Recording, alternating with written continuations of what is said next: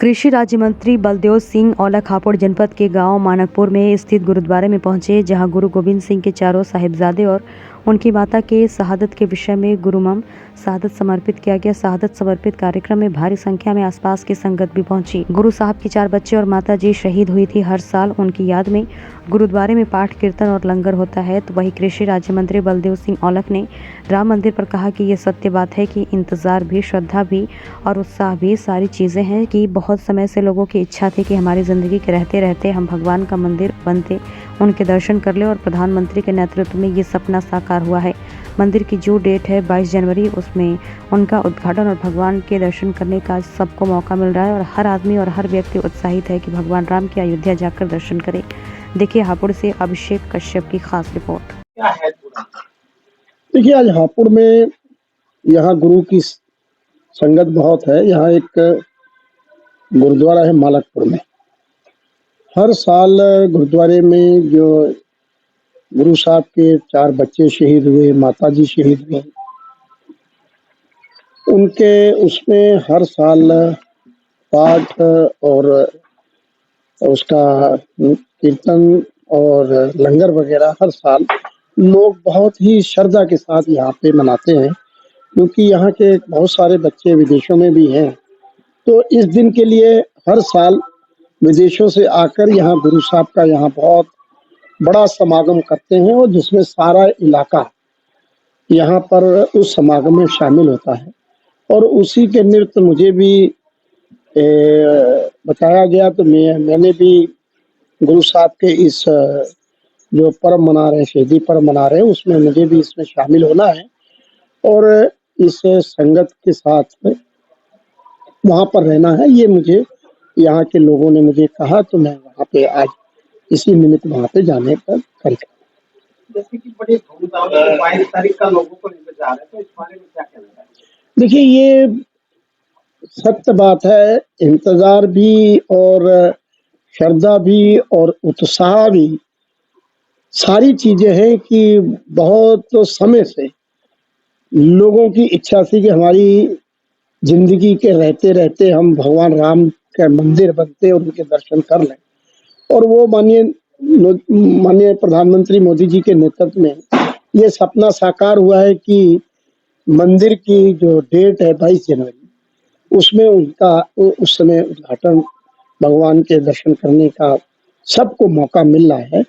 और हर आदमी, हर व्यक्ति उत्साहित है कि मुझे भगवान राम के अयोध्या जाके दर्शन करने। जैसे कि 2024 में चुनाव है, तो चुनाव को मद्देनजर देखते हुए मंदिर पे प्रभाव पड़ेगा? देखिए मंदिर से, चुनाव से कोई लेना देना नहीं। मंदिर हमारा आस्था का एक प्रतीक है, हमारे भगवान राम हैं। तो इसमें बहुत समय से, काफी सालों से जो भगवान राम जी रामलला थे, वो अपने त्रिपाल में बैठे थे, कोर्ट ने फैसला सुनाया और सब लोगों ने मिलकर माननीय प्रधानमंत्री के नेतृत्व में उसका बहुत बड़ा ऐतिहासिक निर्माण। आज आप अयोध्या देखेंगे तो अयोध्या एक अंतर्राष्ट्रीय स्थली बन चुकी है, क्योंकि भगवान राम किसी एक व्यक्ति का नहीं है, एक समाज का नहीं है। भगवान राम को देश विदेशों में जहाँ भी व्यक्ति बैठा है वहाँ सब लोग मानने वाले हैं। तो इसलिए उसका भव्य 22 तारीख को कार्यक्रम है, और उसमें चुनाव को जोड़ के नहीं चलना चाहिए। जो भी भगवान राम का प्रेमी है उसको 22 तारीख को भगवान के दर्शन करने चाहिए।